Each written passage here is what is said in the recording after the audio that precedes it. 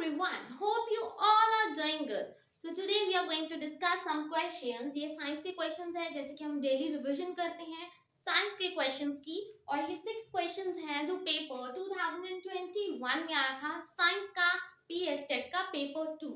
ठीक है जी, तो उसमें से ये क्वेश्चन आंसर्स हैं।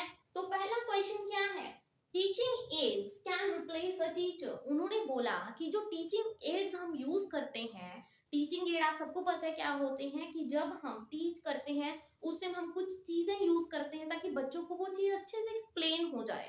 क्या वो एक टीचर को रिप्लेस कर सकती हैं? क्या वो टीचिंग एड एक टीचर की जगह ले सकता है? तो देखो, अगर हम बोलेंगे यस कि ले सकता है तो फिर टीचर का क्या काम है।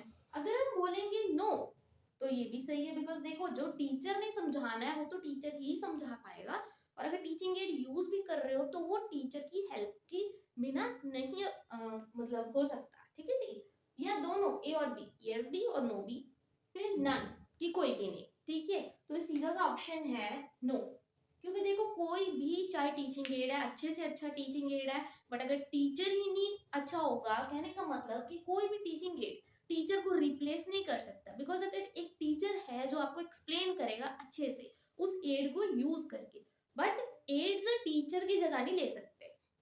Now comes up with the next question, second question, evaluation in science should be based on. कि आप बच्चे की इवैल्यूएशन करते हो, ठीक है, देखते हो बच्चे की परफॉर्मेंस को, ऑब्जर्व करते हो, इवैल्यूएट करते हो, ठीक है, मतलब उसको जज करते हो उस अकॉर्डिंग आप, ठीक है, उस अकॉर्डिंग आप देखते हो कि बच्चे में कितना कैपेबिलिटी है किसी चीज को लेकर।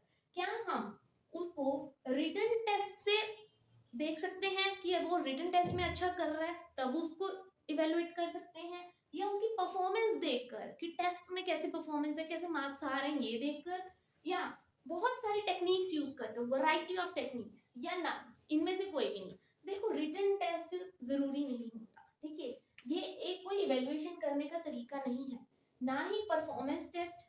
हम बहुत सारे टेक्निक्स यूज करके एक बच्चे की इवेल्युएशन कर सकते हैं। जरूरी नहीं होता कि सिर्फ हमें रिटन टेस्ट या परफॉर्मेंस टेस्ट से बेस पर उसको टेस्ट करना है। आप इवेल्युएट कर रहे हो किसी बच्चे को, जज कर रहे हो, तो मे भी आप बहुत सारी टेक्निक्स यूज कर सकते हो, सिर्फ ये 2 टेक्निक्स ही थोड़ा है, बहुत सारी टेक्निक्स है। ठीक है, नाउ कम्स साइंस का question, generally metal oxides are, metal oxide आप सबको पता है क्या होते हैं, वो बेसिक होते हैं नेचर में, ये तो सबको पता है। बिकॉज देखो क्या होते हैं, जो मेटल्स होते हैं वो हमेशा क्या होते हैं, बेसिक होते हैं, और जो नॉन मेटल्स होते हैं वो क्या होते हैं, हमेशा एसिडिक होते हैं।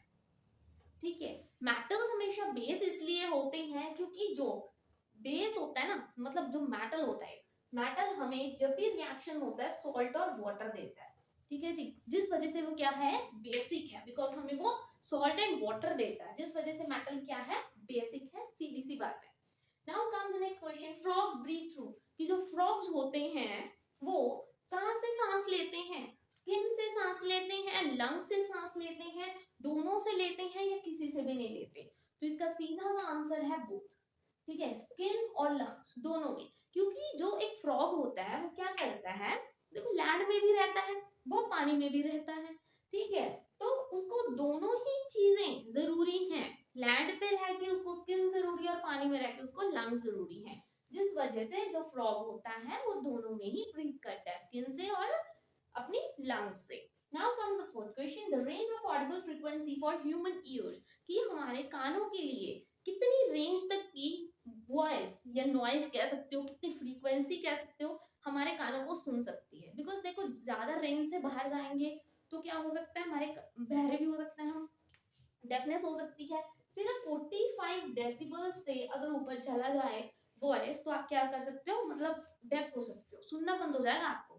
तो कौन सी ऑडिबल फ्रीक्वेंसी होती है, तो इसका आंसर है 20 हर्ट्ज टू 20,000 हर्ट्ज, इससे ज्यादा आप नहीं सुन सकते। तो बाकी ऑप्शंस तो वैसे ही गलत है, तो सीधा सा कितनी फ्रीक्वेंसी होती है, 20 hertz to 20,000 hertz. Now comes the sixth question, which of the following is based on a principle learning by doing.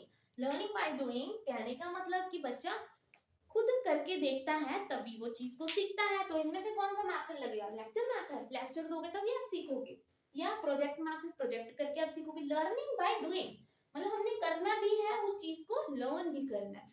Lecture come demonstration method, या नन ऑफ दिस। देखो इसमें प्रोजेक्ट प्रोजेक्ट है तो लर्निंग तो नहीं हो रही, सीधा आप प्रोजेक्ट बना रहे हो, ठीक है, मतलब काम कर रहे हो बट लर्निंग कहाँ जा रही है, लेक्चर नॉट एट ऑल।